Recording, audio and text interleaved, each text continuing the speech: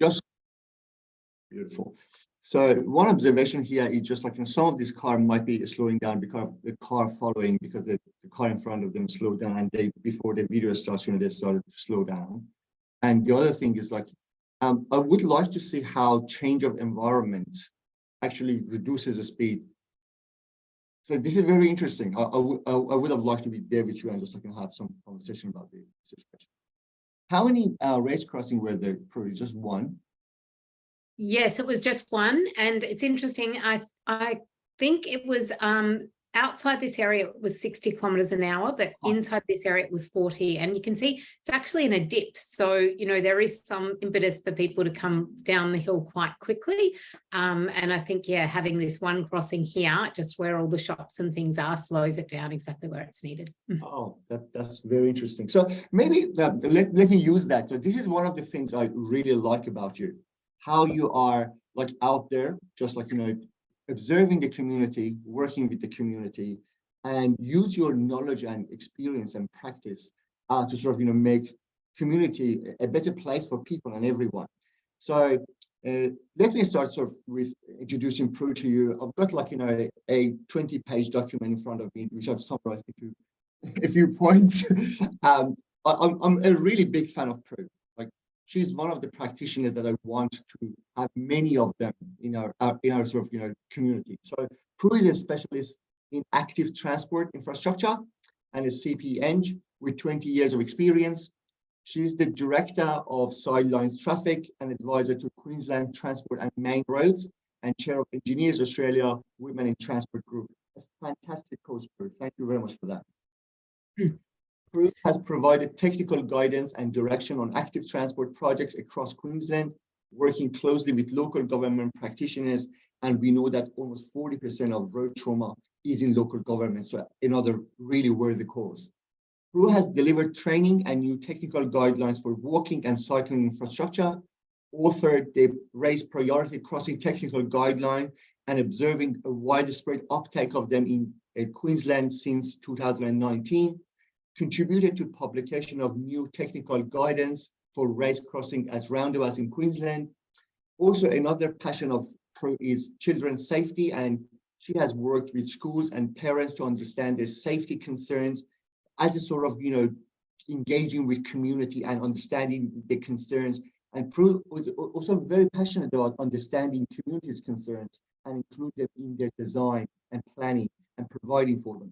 She's delivered several school safety plans and developed methods to capture parental concerns and pinpoint infrastructure barriers. Prue is also a member of Austroad's really recent project, which is charting a path to eliminating road deaths and serious injury. It's a seminal project across Australia and New Zealand, and Prue is one of our expert advisory committee members. So having said that, Prue, the floor is yours, and I know you're going to have a great job here. That was quite the introduction, Hafez. Okay, well, we are going to get straight into it today because we have a lot to get through. So here today, we're really talking about where do we need race crossings. And we're going to start with a bit of a map, because when we're talking about where, a map is a very helpful tool. So I'll just guide you through what we're going to cover. So we'll do a little bit of a reflection on what race priority crossings are and why we use them. We're looking at where are we now, thinking about how we currently think we can place race crossings in the network. We'll then talk about some greenfield sites. We'll talk about brownfield and different processes we can use in each. We'll go through the rules about where. So we have standards that determine where we can put crossings on the network. So we'll talk about how we can work with those standards. Talk about our case study from Bly and some of our homework, and then summary. Hopefully we will bring it all back together so we know where we've been and where we're going. So we'll just start with a bit of an activity on, first of all, on reflecting on what is a raised crossing. So two fundamental criteria for what is a raised crossing is that we give priority to path users, so it has regulatory signs and lines to do that. And it has speed control. So we just saw in that video, we saw the raised platform drivers responding to that by putting their foot on the brake and slowing down in advance of the crossing. So these two things is what we're looking for. Also, just to reinforce what is not a raised crossing. So if we look at the example here on the left, this is raised, but it doesn't have priorities to path users. And often what we see here when we have these types of crossings is these little signs and things popping up to show that it's not self-explaining or it's not obvious, and they're providing some additional guidance. Remembering that a large proportion of the people on our pathways wouldn't actually be able to read English, and these signs may not work for those users. So the example on the left, just for example, I asked my children when we're approaching that, I said, oh, who gives way here?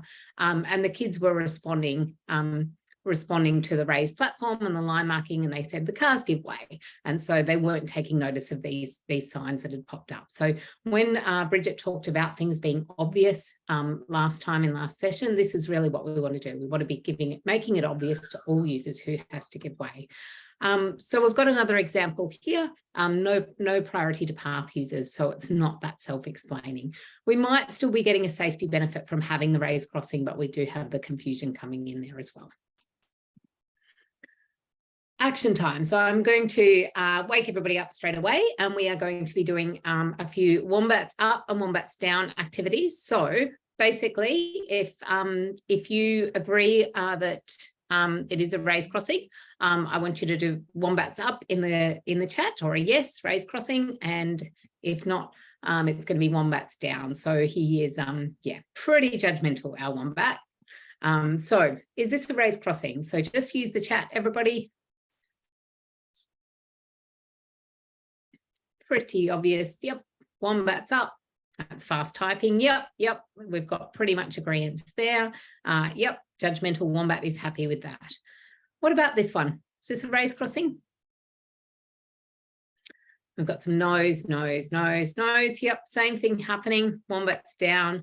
And look, here's our little sign. Pedestrians give way to traffic. They've popped up all around this area, to tell the truth. It's always entertaining to try and spot them. What about this one? Is this a raised crossing? No. This one's a confusing crossing. It's actually an access to a school, so it's technically a driveway. Path users should have right of way, but there's nothing reminding the drivers of that. So not a raised crossing. That's not what we're talking about today. Is this a raised crossing? Now look closely at this one.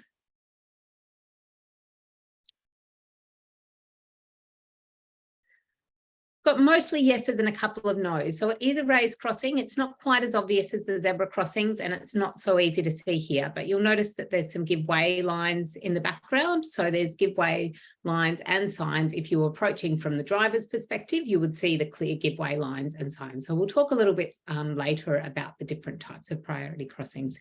So it does have that right of way to path users. Now this one's a bit of a thinking one. So is this a raised crossing? This red arrow is a section of the network where we've used Compass IoT data to capture the vehicle speeds at this area, and they are produced on the left. So you'll see the median speed is 53 kilometres an hour, 85th percentile is 53.4 kilometres an hour. So I want you to, same question, is this a raised crossing? What do you think? Yep, we've got pretty much no, and I should have told you it's a 60 kilometre an hour zone. So yep, you're right. This is a refuge crossing. So it just gives you an idea. This is what it looks like. So cars are coming past at 54 kilometres an hour is the 85th percentile speed. So we've determined it from the speed in that context.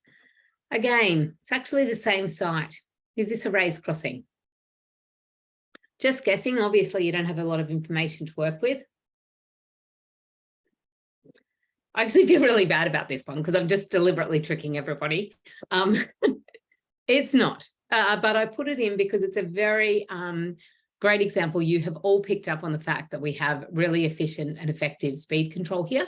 In this situation, they've been installed with speed cushions, but we don't have right of way to path users. So they've retrofitted, there was a crash at this refuge site, and they've retrofitted with speed cushion. So it's not a raised crossing, but we certainly are making it safer. We have really controlled those vehicle speeds, and it's got a similar speed control. So if I hadn't completely set everybody up to fail, you know, we would be all on track here, and I'd be supportive of making it one.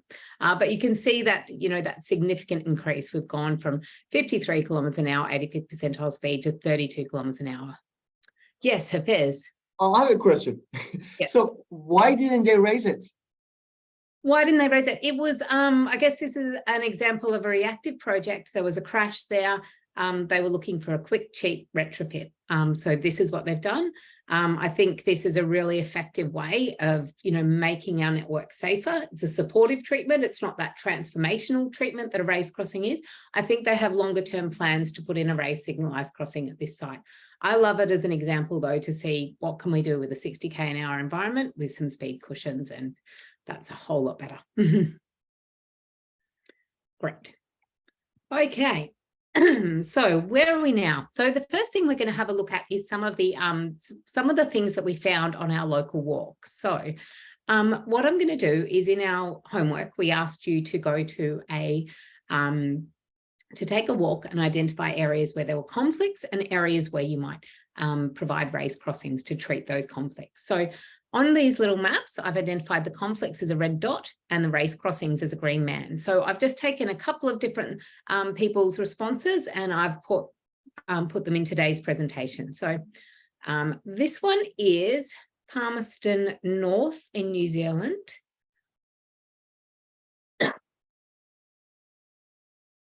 Sorry, my camera work on Google Earth is a little bit shoddy, a bit jerky going on here. We've got some, I love the enthusiasm. If this was yours, it's a fantastic result. I love how we've found all these conflicts, you'll notice.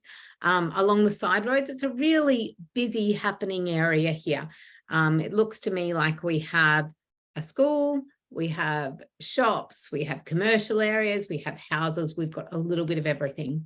So we see that refuge crossing there, which they've suggested we upgrade that to a wombat crossing, provide the safety features on that crossing. So that's great. A side road, these can be really complicated. We'll talk about those today. Another crossing in an area like this, we need lots of different crossings to get people across. It's interesting that they have identified the signalised intersection as an area where there's still feeling like there's conflicts. So often we find in our surveys that signalised intersections still don't feel safe, even though they're a lot safer than not having it there. It's not perfect. So there's lots and lots, and we could spend the next half an hour talking about this one.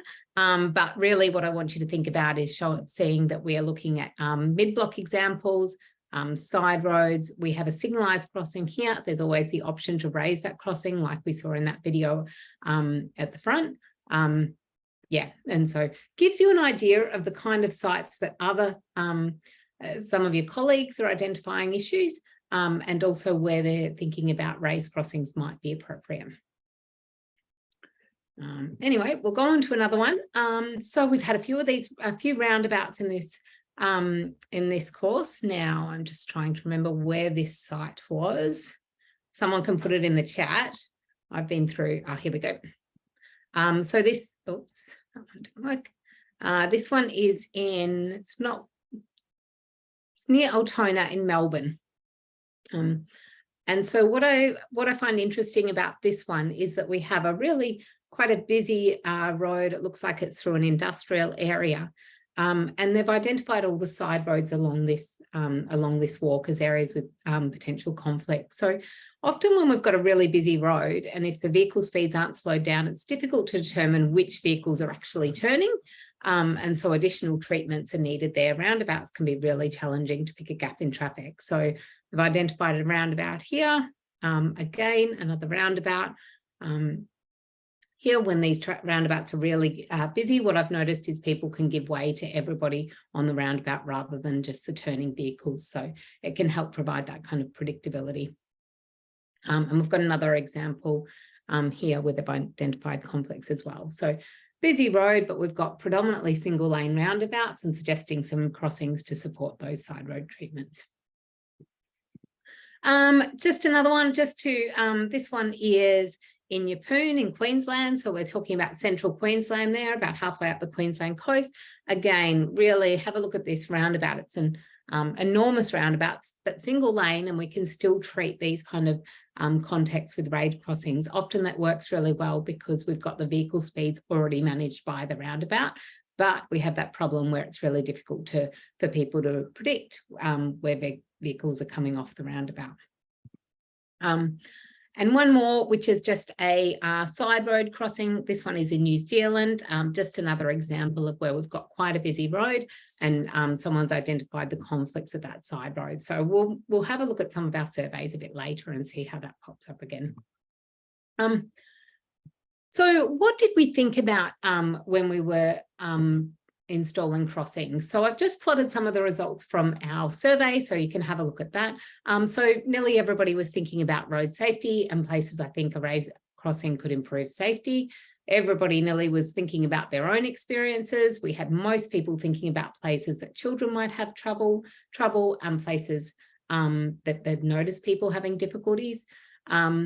Places older people or people with vision and cognitive impairments. We didn't have, a bit over half of people were thinking about that. The red ones there, they're very different types of questions. That's the types of places where raised crossings are installed on, and I tried to avoid putting them on busy roads. So I think it's a good thing that we're getting that quite low, because I think we need to look at site specific in all contexts. Sometimes often the busier the roads, the more we need to have a safe crossing facility, but we need to make sure that the environment is conducive to it. So the road being busy doesn't rule out a raised crossing, but if the speed is too high, then we might need to upgrade and have a raised signalised crossing or something like that, or something like a roundabout we can think about to have those complementary treatments. There we go. So just reflecting, that kind of follows on from some of the things that Bridget was talking about, and those permanent, temporary and situational impairments. And it was just a way to do a bit of a checklist of what we're all thinking about. So I have put those results in the Miro board too, so you can have a look at them later.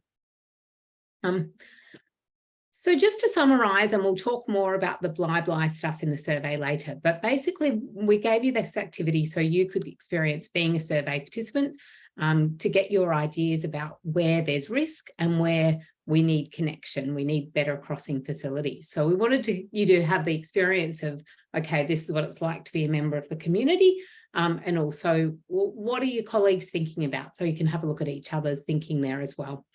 And we did that in context of a place that you know really well, where you're the local community expert, and then we did it, and we'll talk later, in Bly, which you don't know very well.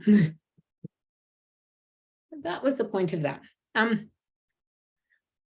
Okay, any questions? We don't have questions yet, do we? Okay. So in our next session, we're going to be talking about where a crossing is needed, and we're going to be talking about greenfield sites. So where are crossings needed? And we're really putting a couple of things together here.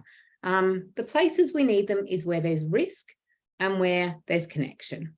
Where we need connection. So we've got these two things that we need to be thinking about, and where they overlap, that's where we're looking at putting our raised crossings. So it needs to be risky enough that it's worth treating, and it needs to be important enough on the network that it's worth treating as well. So for risk, we're going to talk about the safe system principles, and Hafez introduced you to these principles in the first session, and we'll be building on that and making it a bit more site specific now in what we're talking about. For connection, we'll be talking about some different methodologies that we can use to identify where connection's needed. Risk. Okay, so I'm from Queensland, so I think the crocodile is a good example of how we do risk. I have made attempts though to allow for risk in different countries. So and that's for the Melburnians who don't have crocodiles. So bred back, it doesn't really compare, but good enough. So we'll recap on these road safety guiding principles that Hafez introduced you to. So in terms of safe system principles, we are really thinking about the fact that people make mistakes and will continue to make mistakes. This is what our safe system is based on. A mistake should not cost anyone's life or health. When a crash occurs, a safe system ensures that forces don't cause fatal or serious injuries. So this is the whole vision of our safe system principles, is that we shouldn't be causing death or serious injuries. I sometimes put it like this: make a mistake, it shouldn't be resulting in death or serious injury. Make a mistake, bump on the head, we move on. You know, there's some kind of there's some injuries that we can tolerate. We don't need an absolutely perfect system for not having any injuries, but there's things we can tolerate and things we can't. And we've got data and evidence to tell us what we can and we can't. Just going through as well, I just did a search in Austroads and on Safe System, and there were another 5 pages of different documents not listed that I haven't shown here, but I just want to demonstrate the point that this is completely embedded in our road safety guidance. It is the overarching philosophy that we refer to.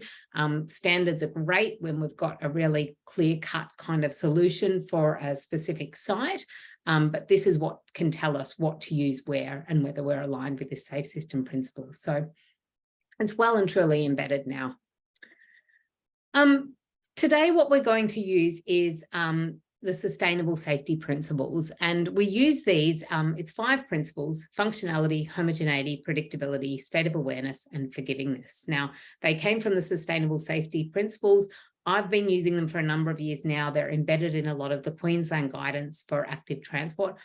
To me, they're a really kind of rigorous way of assessing whether infrastructure is doing what it should to reduce the likelihood of death or serious injury, but they're also flexible enough that we can tailor our infrastructure to the site we're looking at. So what I'm going to do is I'm going to go through these today, and it's a little bit complicated, but this is probably the most serious part of the session, and it can be a really good checklist for assessing sites. So there's a cheat sheet in the resources which has got these principles as well.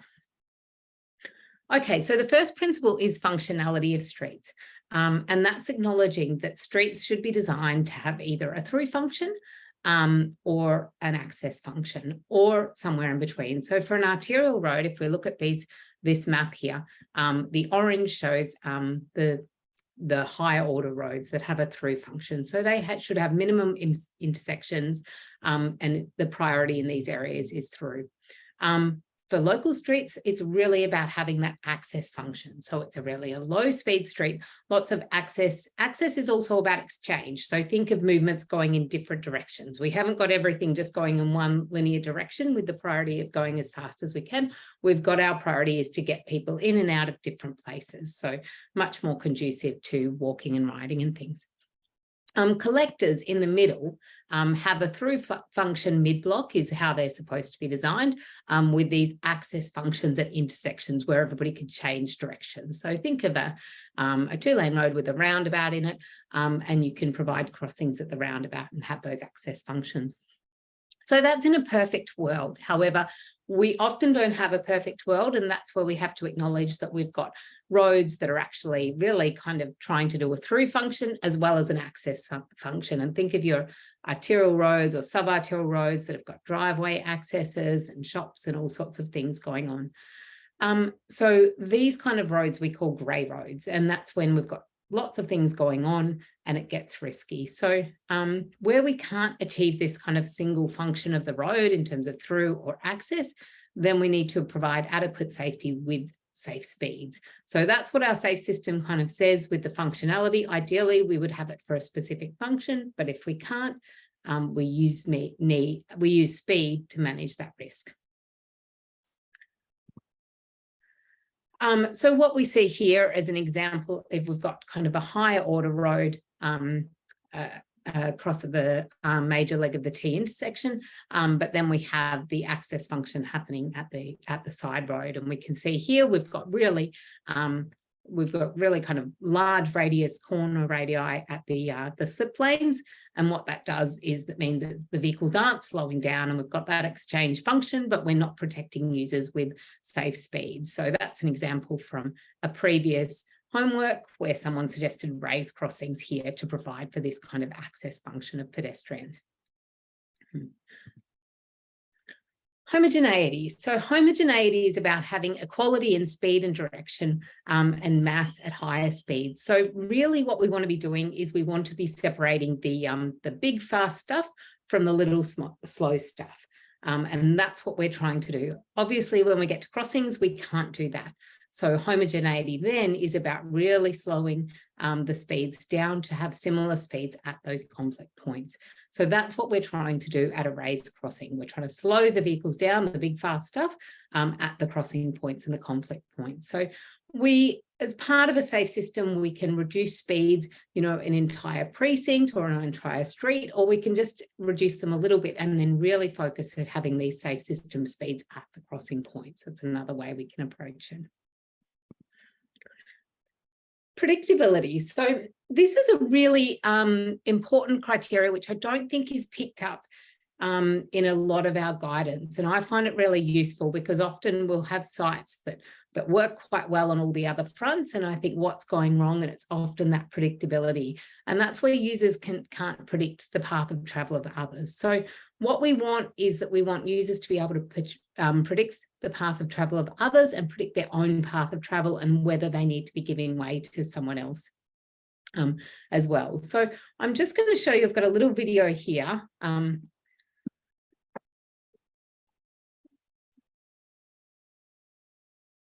There's another kid coming down now.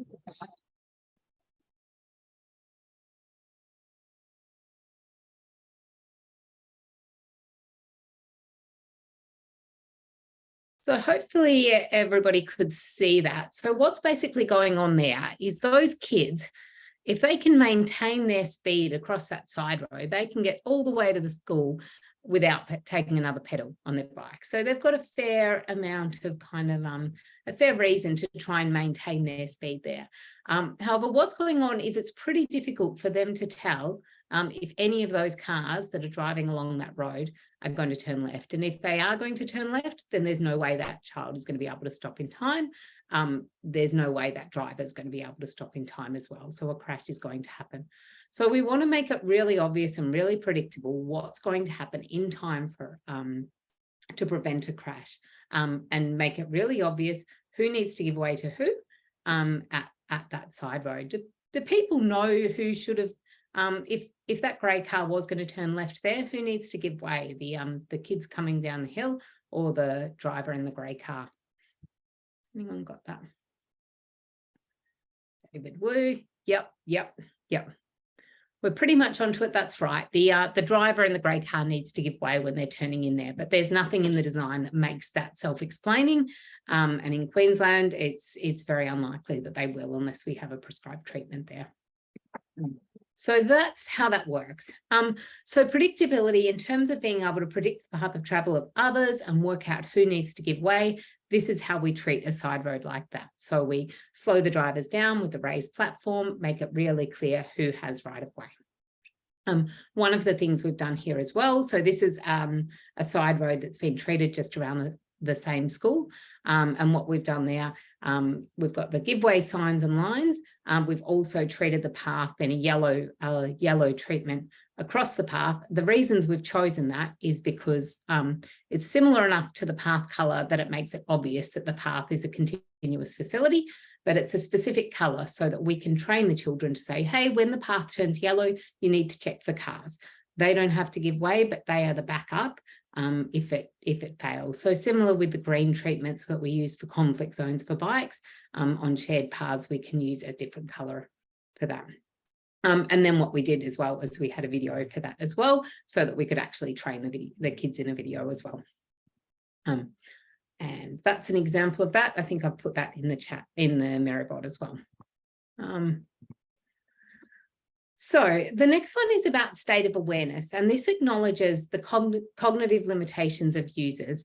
And it also acknowledges that some of the users on our road networks have gone through a licensing process and they've got demonstrated abilities. So when we are relying entirely on path users, we might be relying on someone who has a vision impairment, a child, someone who is drunk, someone who can't look over their shoulder.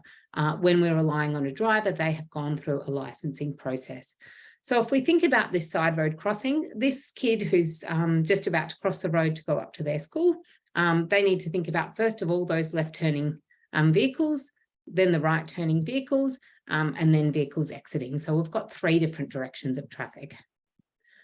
So significant cognitive load if we're thinking about a child. I'll just give you this video, which is an example. This is my, he's checking up the road because we've talked about that. He can't see, so he's waiting for the truck crossing supervisor to come out and block all the traffic. Why?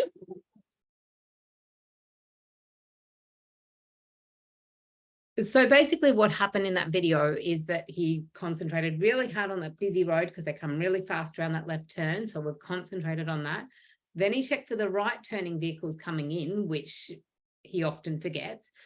Was starting to feel pretty proud of himself. And then of course he forgot the ones coming out the vehicle. And that's when I've called out his name and stepped out to make sure somebody sees me, because he's forgotten the third stream of traffic. So often, every time I've done a community survey, these side roads pop up as something that people are concerned about. And you can see it's quite difficult to predict which cars are going to be turning there. Sorry, there we go. So again, we're treating it in a similar way. And what we're doing here is we are, this shows a vehicle turning in. We provide enough room for the vehicle to store. If you imagine a right turning vehicle, they can check for cars. So just checking for that one stream of traffic, and then they can store before they get to the crossing, and they can check the crossing, and then they can go. So we're really separating those different tasks where people are checking for vehicles and checking for path users. So that's how we manage that state of awareness. And obviously with the race crossing as well, wake the drivers up, slow them down. I'm really catching on to Bridget's tagline here. You have to tell her that I'm making the most of it. Okay, state of awareness. We've got a little bit more complications here. So just want to draw your attention to some of the research about how children, how capable children are of determining a safe crossing distance when vehicles are going at higher speeds, when vehicles are going at higher speeds. So I'll talk you through one of the studies that's been done on this. So basically, if you have a look at this adult and child about to cross the road, basically what they did is they, first of all, they had a number of children, and they timed how long it took them to cross the road and worked out what the safe time was. And then after that, they went out to the site and they stood next to the road and they said, would you cross now? And the child said, yes, if they'd cross. Then the cars would be, would have a car approaching that asked them again, would you cross now? And the child would say yes when they cross. And they would keep doing this until the children said no, and they would work out how far that was. The results are shown on this graph on the right. And basically, the blue is the distance buffer between the theoretical distance that the child needed and the actual distance the car was away. And the grey is the seconds buffer. So what they found was that, and this is, you can see, this is the speed limit across the bottom here. When the speeds were lower, like 0 to 50 kilometres an hour, the children were allowing a buffer of 20 to 25 metres, you can see here, or about 3 seconds. So that seems great to me. That's a really appropriate kind of buffer in that environment. As the speeds got higher, the buffer got lower. So instead of people saying, hey, it's getting riskier, I better give myself more space and time, they were still judging, or they're actually giving themselves less distance and therefore significantly less time. So there's been a number of studies that show that the faster the vehicles go, the less accurate pedestrians are to predict a gap in traffic. So that's one of the things we need to be thinking about with something like those refuge crossings. Okay, I think we've got some questions, Hafez, is that?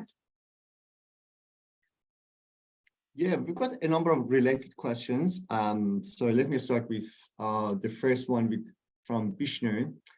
Let me find it here. The first one, do we talk about separating cyclists here from the vehicles? So one question is about separation of cyclists and pedestrians on a crossing and when that happens. Oh, yes. Okay. These examples here in Queensland, bicycle riders are allowed to use the pathways. So most pathways in Queensland are shared paths. If you have a separated cycling facility, then yes, we definitely have a separated cycling facility at the crossing point.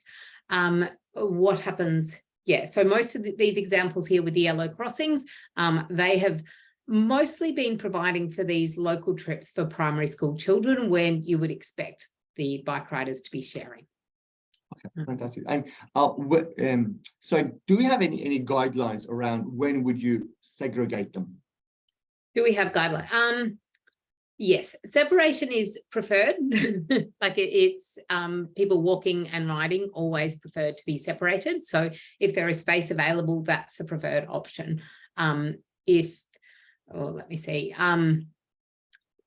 The guidance that we refer to, the best practice guidance in Queensland, is called Selection and Design of Cycle Tracks. So we can put a reference to that in the chat, and that talks about when you should separate cyclists from. It's mainly talking about when they should separate cyclists from vehicles. But I think taking the standard is to separate people walking and riding wherever you can. So always start from that perspective. In these examples, like the ones we've just seen here, we've had a small budget, and what we've done is we've treated the conflict points that the community has raised. If they had said we need to separate people walking from riding, that would be what we'd focused on. But what they actually said is we need to make it safe for kids to cross the road. And that's often, you know, that immediate priority in areas like this. And that's, I think, an example of the community-led design that you were talking about. Yeah. Oh, Prue, like maybe it's like 43 or 42. We have a question for one of your slides. 43 or 42. Oh, this one. Oh, yeah. So this is. So this is the vehicles give way here. So what you can see is the give way lines. You can't see the signs, but this is you can see the shadow of the give way sign. So give way signs and lines there. I think one thing that we need to think about in terms of making this design more self-explaining is putting a centre line across the yellow crossing and showing ped and cycle symbols going in each direction. This concept and this kind of treatment originally came from Austroads, priority crossings for cycleways, and it's kind of a mini road treatment. So I always recommend now to put a white dash centre line across or solid line across the middle of the crossing. And the arrows and ped and cycle symbols going in both ways. So it's just really obvious. That's kind of like a mini road treatment. Fantastic. And Prue, the last question, the paint, the color of the paint. Oh, the paint, highly controversial. Highly controversial. These crossings have been all around the world with their controversial colouring. So I think I explained before how what we want to do is make the path appear as continuous. But for me, when I'm designing for children, we also need for a parent to be able to explain to a child. So we need something really specific and tangible that's a colour that we can describe. We can't use green because we use that for cyclist treatments, and that's associated just with cyclists. There's been different coloured treatments. We don't prescribe a specific colour in Queensland, but we do say it has to contrast really well with the ramp. So for me, the yellow addresses all those things. It also runs its own advertising campaign, if that's your we've learned. It's funny, a lot of engineers are not, well, it's completely, we've tested it and there's nothing that doesn't comply with the MUTCD. But some of the engineers are quite concerned about this, and a lot of people are supportive. Certainly whenever I test it with the community, they're really happy. It's a safe colour and it's a bright colour. Yeah. Okay. Not sure. So yeah, just recapping on this, I know it is quite complicated with these studies, but you can keep in mind these issues when it's people picking a safe gap in traffic. So keep that in mind when you're thinking about who you're putting the onus of responsibility on. Now, the final, we've gone through our four out of the 5 so far. We've got functionality, homogeneity, predictability, state of awareness. The last one is forgivingness. And that is if everything goes wrong, if a crash does occur, then we want to make sure that it happens at a speed, an impact speed that's forgiving. Now, Hafez, I think, did you go through this in your session as well with the critical impact speeds, or am I the first? I just touched upon them now. You can, yeah. Yeah. It's basically these graph here shows the crash curve. So this has been worked out The vertical axis is the probability of a fatality or a serious injury, and the horizontal is the vehicle speed, the bullet vehicle, so the vehicle that's approaching the crash. So this black line here represents a car being hit by a pedestrian. So if a car hits a pedestrian at 20 kilometers an hour, there's roughly a 10% chance of a fatal or serious injury. So we call this 10% chance is the critical impact speed. We can't make the environment perfect, but we've made it, a very low chance. What you'll see between 20 and about 55 kilometers an hour is that this chart just goes up. So, we are at 55 kilometers at something like a 90% chance of death or serious injury, 50 to 55 kilometers. So we can see how important it is to get these speeds low. So what we're really aiming for in a safe system is that any crash that does occur happens no higher than 30 kilometers an hour, ideally for people walking and riding. So this is what we're aiming for at the crossing point. And where these users come in contact with vehicles. And that's what this raised crossing is all about. And that's what we're talking about in terms of that forgivingness and avoiding those types of crashes.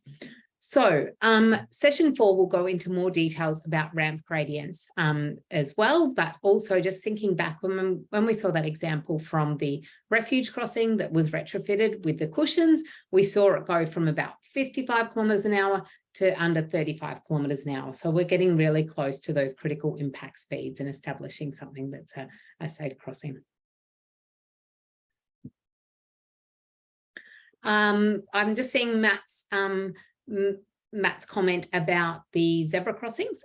Zebra crossings have, versus the yellow crossings, zebra crossings in Queensland, bike riders have to come to a complete stop before they can use them. In other states, they actually have to walk their bikes across the road. So it would be, if that wasn't the case, we could just use a zebra crossing, but we're using the raised crossings. We also have slightly more lenient guidance in terms of how the raised crossings are being used for lighting. And so that's why they're being used in some situations as well, because the lighting guidance takes into account that they're on a raised platform and the vehicle speeds are very low, so they can be more flexible in these kind of contexts. I do think we go into that a bit later. Right, okay. So we have our first poll now, Hafez. So what we're going to do now, I know they're all a little bit complicated in terms of those principles, but we're going to put it into place now. So I've got some prompting questions. And what we're going to do is we are going to first watch this video, and then I'm going to get you to answer the poll in terms of these 5 different criteria: agree, neutral, or disagree. So intersection provides a clear through function or access function for all users. So agree, neutral, or disagree. And then speeds are limited where users might interact. And we'll do one of these kind of assessments using this criteria. So this is a roundabout. And you'll see these kids are crossing the roundabout.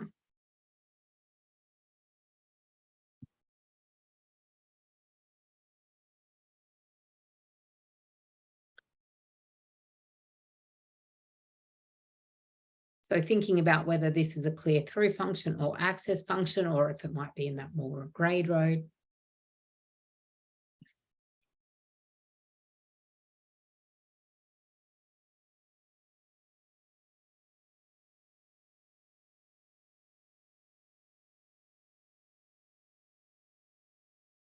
You can see when he's looking over at me, he's lost concentration. It's going on too long.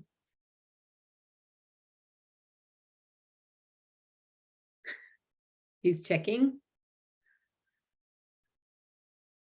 Okay, so if you go to the poll, if you're having any problems with the poll at all, you can just use the chat. Cool. We've hit 20% already. Right. So people are onto it. Sure. A third. Live updates. Yes, I think it's very interesting. We get like quite interesting input here. Cool. I'll just give another like half a minute Yeah. I will be ending the poll when we hit 85%. 85%, 85th percentile. Like a good traffic engineer. Oh God.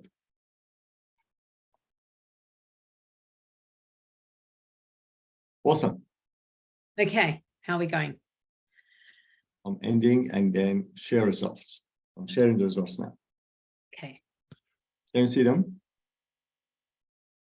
I don't know. I'm scared to make it go away. Can everybody else see the results? I am just. In that case, what I can do, can you see them? Perfect. Yep. Go. Okay. So intersection provides a clear through or access function for all users. So we've got kind of mostly people neutral and disagreeing with that. Yeah, it's an access function for most users, but we haven't really considered people walking here.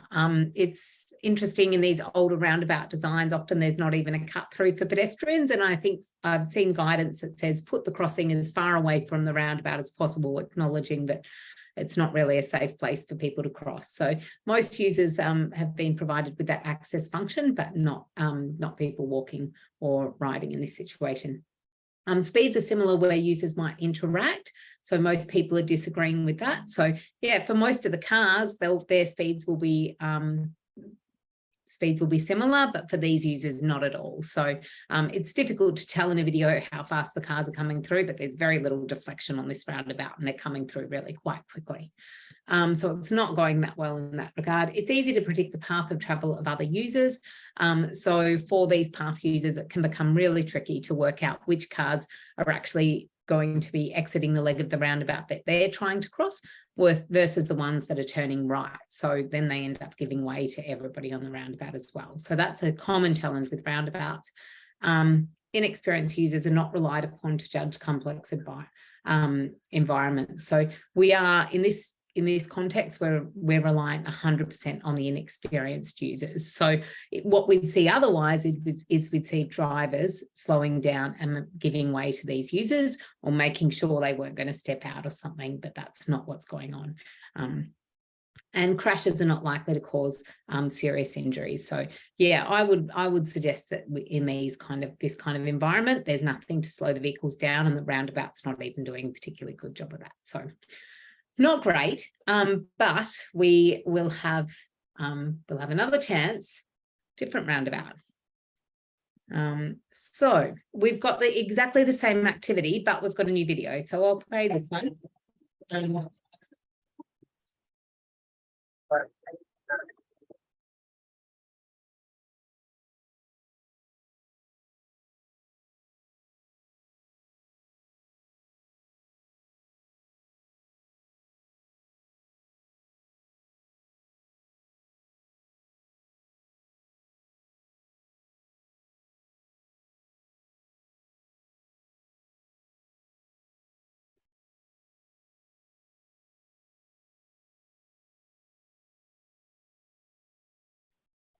Whenever you're ready, I can launch the poll.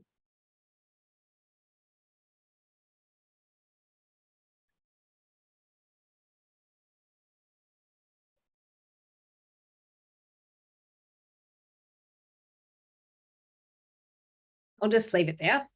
So what do we think about with that one? So we'll bring up the poll again. Same activity, this time intersection provides a clear through or access function for all users.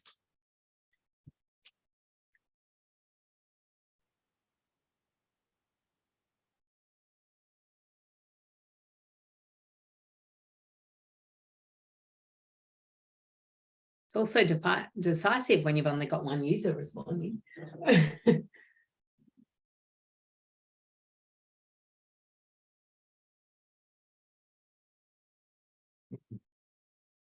Great. People are getting the handle of this. So this time faster, bang. The power of learning. It is amazing how quickly brain learns. You'll have to give us our stats, Hafez, on, you know, how long it takes us for the first one to get to 85% versus this one. Okay, you could get it now because he's going to cut it off. Done. Okay. Maybe a third in terms of time. Third. Wow. So Okay. I'm ending the poll and sharing the results. Pro, can you see the results? I can see the results. This is really interesting. So we've got 71% agreeing that it provides a clear through or access function for all users. I see that it, feel free to put a comment in the chat here if you want to explain a bit more. That would be great. Love to see it. So I see it as providing a pretty clear access function in terms of it's slowed the vehicles down and really confirmed that pedestrians have priority at each of the side roads. So it's got designated facilities for all users to go in all directions. So it's kind of a great part of the network where people walking or driving can change, you know, go in whichever direction they want to. And it's slowed it all down to do that. Speeds are similar where users might interact. Yeah, it's not perfect. We haven't got everyone going at walking speeds, but they're a lot more similar than that last example. It's easy to predict the path of other users. So we've got some agreement there. It's probably, the crossings here are set fairly well back from the roundabout. So it's probably fairly easy for path users to predict which vehicles are coming. Vehicle drivers are going to have to be thinking about where the path users are crossing, and there might be some ambiguity about that. But when we've got these vehicle speeds low, we can allow for that. I also like to always think about too, we've got both users engaged in the task. So what we want is we've got the car drivers engaged in slowing down, but we can have the path users as a backup. And if it's obvious which vehicles are going to cross their path of travel, they can be thinking about that as well. Inexperienced users are not relied upon to judge complex environments. So in this example, we are putting the onus of responsibility onto the car drivers to slow down. That's not saying the path users won't be thinking about it at all, but we're not putting that onus of responsibility entirely onto the path users. So that's probably what is going to happen. And then crashes are not likely to cause serious injuries. So we've got some mixture there.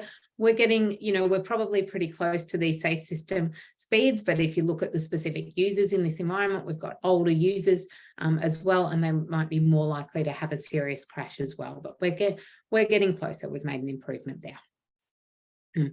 So hopefully that gives us an example of how we can kind of use these 5 principles to kind of understand what's going on at a site and what's the strengths and weaknesses of it. Yes, Hafez, a question.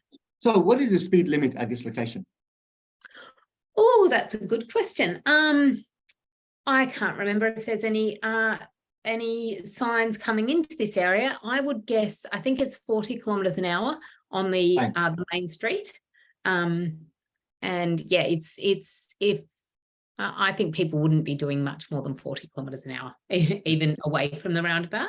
Yeah. So one of the theme of comments is foliage and, you know, obstruction, sight distance. Yeah. So what is your comments on that? Yeah, I think this is where there is certainly room for improvement. I don't think the foliage is well done. It needs to be half a metre high is the maximum I would allow for foliage on the approach to the intersection. So I think that's probably one of the weakest points of this design, that it's not well done. The design's probably compensating for it because the speeds are so low with the roundabout treatment. And with the raised crossing treatments, the speeds are really low and it's not resulting in crashes, but certainly opening up those sight lines and making sure that the foliage on the approach to the crossing is half a metre or less. So you can see a child, you can see someone in a wheelchair, you can see a dog. Yeah, it's really interesting. I was in Tokyo a couple of weeks ago, and I noticed that every primary school children, when they cross the road at intersections or wherever, they raise their hands. I didn't ask anyone, but I thought that it's because of visibility. They want to be seen, or just like a matter of respect. So very interesting. So in this situation, if a kid just raise a hand when they're crossing the road, they can be seen better. Yeah, we're actually, I was reading an article, we can go right into this stuff about our eyesight and how we how we can view things. But I was reading an article about how our eyes have evolved to pick up on movement. So that's why I think having as much of the legs as possible, because that part of people's bodies is definitely going to be moving. And that's why I think just making a meter high is not good enough, because then you're just seeing the top of the head, or, you know, an arm would have to be moving a lot. So I think we want to hopefully be seeing people's legs and parts of their bodies that are moving. Wow. Ideally. Love that. Do you have, or do we have any preference between piano keys or paint or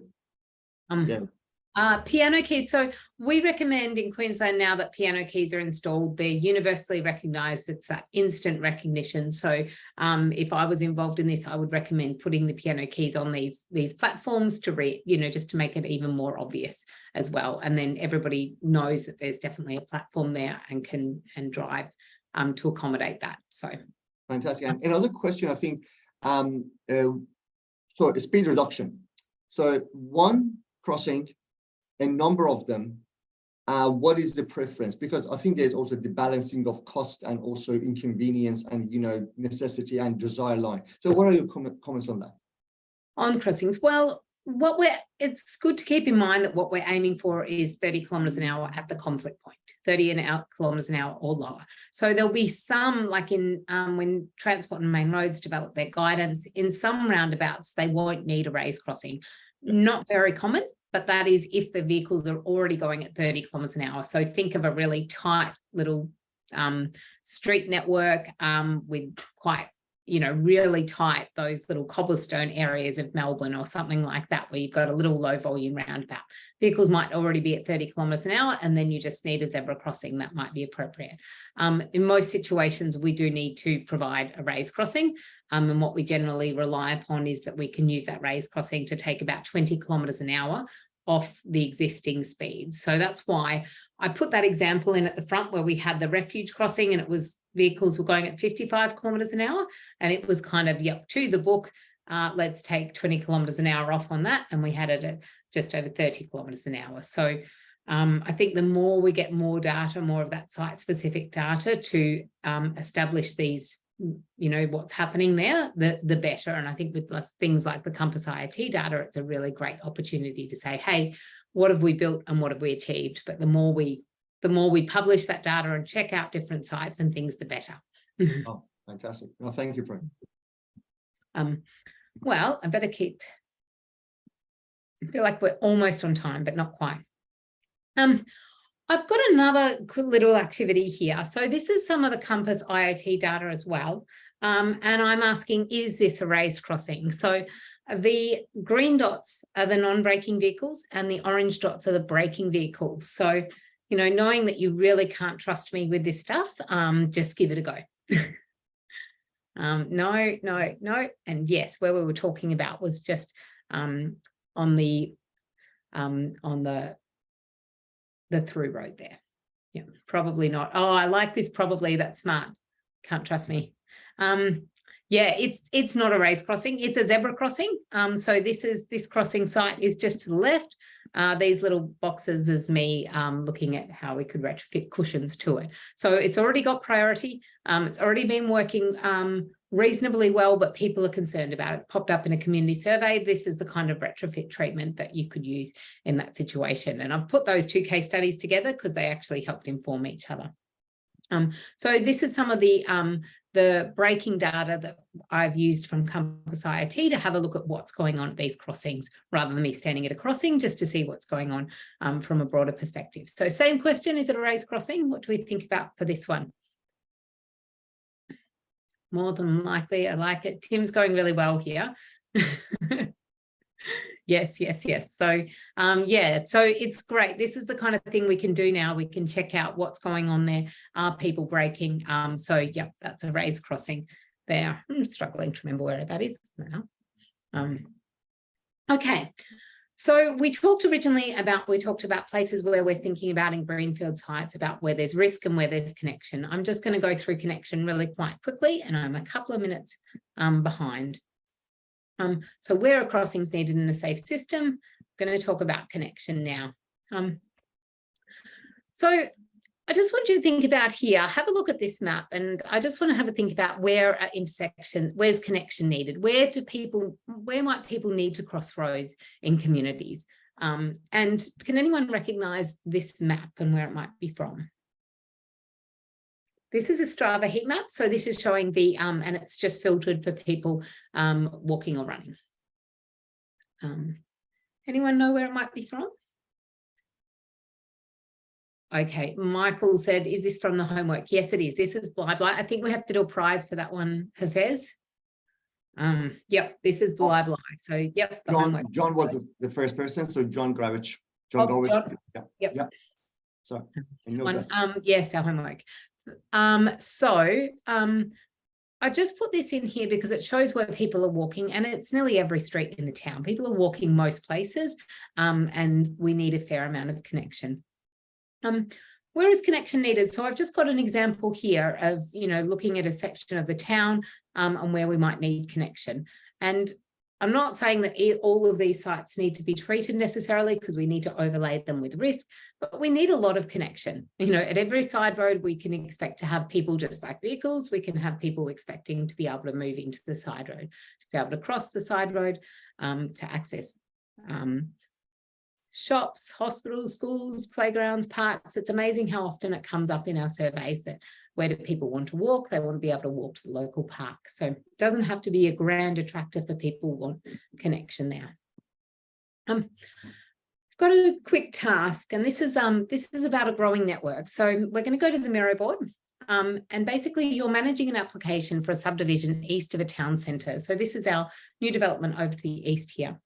The site is expected to double the traffic volumes on the road connecting to the centre. Where might you install pedestrian crossings? So use a sticky note to show the locations you might consider a raised crossing, and include your initials on the notes and a comment explaining why it's needed. So if we go to the Miro board now, we are going to do this here. So I think we all have well and truly, we have the ability to grab a sticky note and write a comment. I think if the last session is anything to go to by, we will probably have some crazy emoticons as well. So that's our new development to the east of town. Now I just need to make sure that everybody's in the right spot. Sorry, I've just zoomed to me, everybody.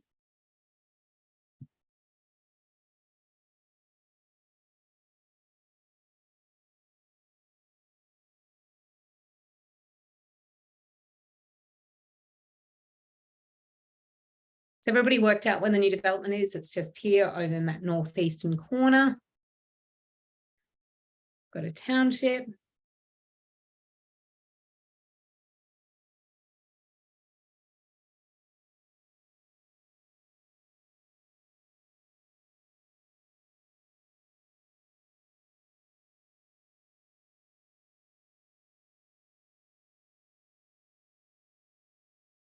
This is great to see. So what I've really done is I've worked on sites like this, and what we seem to do quite well is we seem to do quite a good job of providing the crossings in the development and immediately adjacent to the development. But often what happens is when we have a development happen outside or on the fringe of town, the road leading to that development also gets busier. And as it gets busier, we get to a point where people need additional support to be able to cross that road. So I like that what we're seeing here is that we're thinking, okay, that development's not just going to impact the traffic in the development, it's going to influence all the way to town. And if we've got bus stops there, if we've got people wanting to cross the road along that corridor, we need to think about it. What threshold do we need to upgrade the crossings and provide additional crossings there as well? So what we're seeing, we've got a great example. I like the feet. We've got crossings happening on all sides of the roundabout. Roundabouts can be a great place because we've already got those low speeds. We know that we've got 4 different roads interacting. So this way we can get people across the road to whichever road they want to get to. So they can actually be a really strong part of the network with raised crossings. I love that we've got the side roads treated because these are areas that people are experiencing problems and are difficult to predict as well. And we've even got some mid-block crossings happening over there as well, and between the town and the shops. So that's great. I think we've done our bit there, and the town's about to be swallowed by raised crossings, I think. So it's really, we're talking about greenfield sites, and we've kind of, all I'm doing here is demonstrating we need a lot of connection. We need crossings more often than I think we realize. This is an example outside of a school. They put a signalized crossing, you can see way up there in the distance, because they assumed that when they put in the signalized crossing, they wouldn't need any mid-block crossings here anymore, but the children continue to cross there. It's an easy desire line to the school. So what we want to be thinking about is thinking about treating the crossings where we need to treat those risks and identifying all those sites. I'm a couple of minutes late, but I think that's okay because I think the second half is slightly shorter. And yes, Michael Langdon has just asked, how often are mid-block crossings needed? That's a very good question. So I don't have an answer at the moment, but we will go through some ways to work out where we need mid-block crossings after we have a 5-minute break. Fantastic. Thank you, Prue, and well done. So we're going to be back in 5 minutes. I will be stop recording and start again. So Prue, see you in 5 minutes. Okay.